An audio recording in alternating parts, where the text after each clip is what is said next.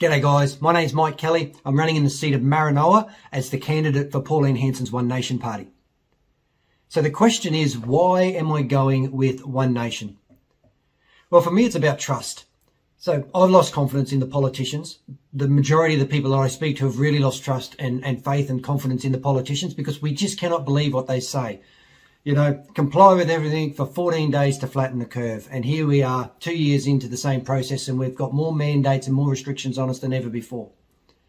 So it's clear that the only way this system is going to get changed is by changing the people in the system. And I decided it was time to put up my hand and see if I could do something to be part of that movement to try and make some genuine change. It's not just about COVID. It's about the method in which they use and the decision-making process they use. And like someone says, you can't get out of a problem using the same level of thinking that got you into the problem. So if the system is going to change, the people inside the system need to change. So I had a look around the parties and saw, what are my options? If I want to get in, I need to be serious about this. So I looked at the LNP. Well, I can't go with the LNP. And that's for a lot of reasons. But back in 2012, we had a very big local issue where they were trying to take our land. Not the LNP, the government were trying to take our land. And effectively, we stood up against that. We saw again, it was a political issue. I looked at running as an LNP candidate. They put me through the screening process. And as part of that screening process, I spoke to a gentleman by the name of Michael O'Dwyer who was doing the screening. And Michael asked me the question, or Michael told me directly, he said, Mike, you need to understand that when you vote for the LNP, regardless of what the electorate want, you have to vote along party lines. Do you have a problem with that?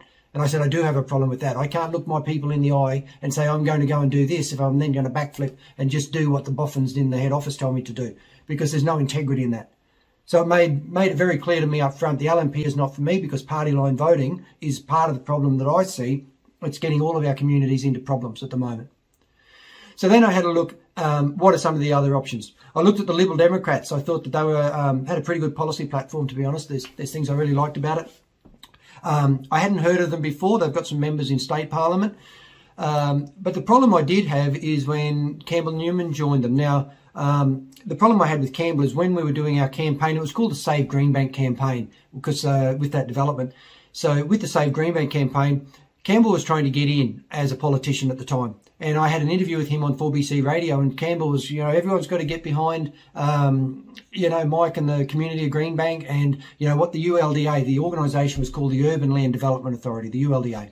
And he was saying what they're doing is wrong and they shouldn't have compulsory acquisition rights. And, you know, if you vote for me, I can make sure I can get it changed.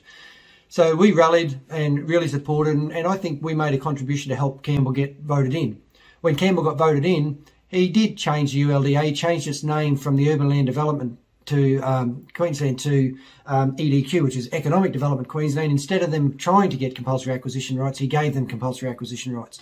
So I just felt very betrayed by that. So I just have a trust issue. Now, that said, Campbell's copped an absolute flogging. He made a lot of changes. He did a lot of good things for the state. And let's give credit where credit due. He ruffled a lot of feathers and he made some really tough calls. And in the last 10 years, he may have learned a lot of lessons himself about the political process, even though he's probably one of the most experienced politicians at every level, local, state and federal. But for me, it's that old saying, you got me once, shame on you. You get me twice, shame on me. So nothing personal. I can't lay my trust back there. So I then had a look at the United Australia Party, Palmer's Party, Clive Hardham's party. Now, I tell you, I've seen some of the stuff Craig Kelly's been doing, and I really resonate with a lot of the stuff that he does. He seems to be a real champion for the people. He seems to be fighting for values that I really respect. The problem I've got, and, you know, let's take a balanced view on this. Clive is spending more money of his own money than anyone I know trying to help change what's happening in the government. The problem I do have, though, is Clive, you know, made $3 billion or $3.5 billion or something last year from his business with China.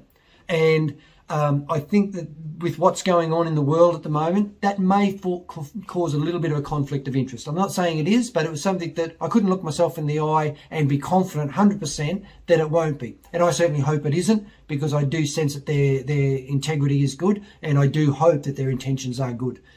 So I just had to make the decision to keep looking and see if there was something else. I actually joined the United Australia Party just to help them with their drive, because they did get more party members than any other party, in the country. So, and good on them, guys. And we do need change. It is very clear we need to get away from the majors. There's no question about that at all. We need to break the power grip that they have on it, and we need to get real people representing their communities, like what was the original idea of what the Parliament was meant to be. So I looked at places or parties like IMOP, the Informed Medical Options Party, and those guys are doing some fantastic work, and it's so relevant with what's happening, COVID-wise at the moment. My concern was that they're focused on such a narrow field of view that there's so many more things in the economy and in our communities that are just outside of just the medical opinions. But they're people that I'd love to be able to work with if I get the opportunity to get into government, because they really are doing quality work, quality research. And from what I've seen, I think I can trust what they say. And again, it's trust. It's just the policy platform isn't broad enough. I've seen a lot of fledgling guys come up. There's a growing groundswell of support. Mainstream media are not reporting it. To be honest, a lot of the public don't even know it's happening, but it is happening. And those of us that have been involved in that, we know it is happening, and we know there is an absolute movement happening where Australians, I'm talking real dinky-die original Aussies, are stepping up saying this is not acceptable. We've got to stand up and we've got to work together. We've got to hold the line and move forward. Now, that's why I'm putting my hand up. But I've seen a lot of great people and speakers come up, and a lot of small fledgling parties come up, but I just haven't seen enough of them over time to be confident that, no disrespect to the guys, but I just don't know them well enough. I haven't seen how do they respond under fire, how do they respond under pressure, and I just don't know them well enough. So again, leap of faith. So then it come back to realistically the only obvious choice, and that was Pauline Hanson and the One Nation Party. Now, love or hate Pauline, you cannot deny that woman is one of the bravest women that we have seen in politics. She's probably got bigger testicles than the majority of them combined. She's not afraid to get up and say what she believes.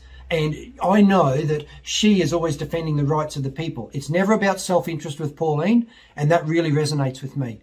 They have tried to put her in jail. They have constantly just smashed everything at that woman, and like the true Anzac spirit, she just steps up time and time and time again, and she has the same passion for the purpose and the cause and the people now as what she had 25 years ago. So then I had to go, okay, well, I do trust that. I don't always agree with everything that Pauline says, but I do know that what she says she believes, and I can work with that. I can have a conversation with someone that I know they're not lying to me. I can have a reasonable discussion and say, okay, Pauline, thank you for your view. Can I share my view on what's coming from the people in my area? And I've seen Pauline is pragmatic enough, and she has genuinely said that if it is what the people want, then that's the right decision for the area. And that really resonates with me. So that was really important. So it became pretty easy. I've looked at, we are about to go through a very tumultuous time. There is going to be a lot of, I think there's going to be a lot of turmoil in the country as we try and work our way through the last 2 years and what's happening moving forward. So if I'm going to go into a fight, I want someone in my corner who I can trust. And if I look at the team that Pauline has been putting together, have a look at some of the stuff that Malcolm Roberts puts out there. He is a man that is super articulate, very well researched, calm, measured, a quality person. So that's what I like. They're not going for quality politicians, they're going for quality people. And that makes a difference, because it should be people, making decisions for the people. And I just want to be on that team. I want to support them and give them the strength. They can't do it when they've only got 1 or 2 in there. They need a massive amount of people in there. So I'm putting my hand up for Maranoa. It's going to be a big fight. I think it's really important that we're all open and honest. There are going to be decisions that we don't like. There's going to be information coming out, and we know there's stuff coming out underground that will come into the mainstream media, and our communities are going to be very, very upset. And I tell you, if there's ever a time when we as Aussies need to step back and look at each other and embrace each other and try and heal and come back, it's during these next couple of years. So I want to be on the team that's fighting for you and fighting for me and the real people, not political self-interest. I'm not interested in a party line voting party, sorry. So if I look at Maranoa as an example, we've got 105,000 people in our area. you know, that's not enough voters for them to give a damn, to be honest. So if they've got party line and they're dealing with all of the voters in the city, they've got more people that can say no, so our 105,000 votes aren't going to count. So don't waste your vote on a party line vote. Please at least give me the chance to be your honest and true voice in the parliament. So I won't always get it right, guys. You know, I'm human, I'm like everyone, but I can tell you my intention will always be 100% to get it right. And if I make a mistake, I will learn the lesson and we'll move forward and we'll make better decisions for everybody. So, as someone said to me just recently, and it's been really inspiring seeing how much support there is out there for the One Nation Party. And let me tell you guys, it is really growing because Pauline has proven herself time and time again. And that's called integrity. But, like someone said, if you vote for blue, you're going to get green. If you vote for red, you're going to get green. If you vote for green, you're going to get green. But if you vote for orange, you're going to get change. I want to be part of that change.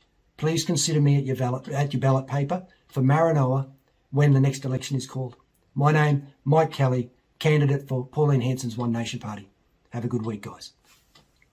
Hey guys, sorry I forgot one of the most important things because I'm not operating off notes. The policy platform. Have a look at, please have a look at the policy platform on the One Nation website. It is very balanced. It's broad. It covers so many areas of the community. It protects our nation and it protects our local communities. Everyone that looks at it goes, this is a very common sense approach. And that's the bottom line. This video is authorised by Mike Kelly, One Nation candidate for Maranoa, 87 Yangan Killarney Road, Yangan, Queensland 4371.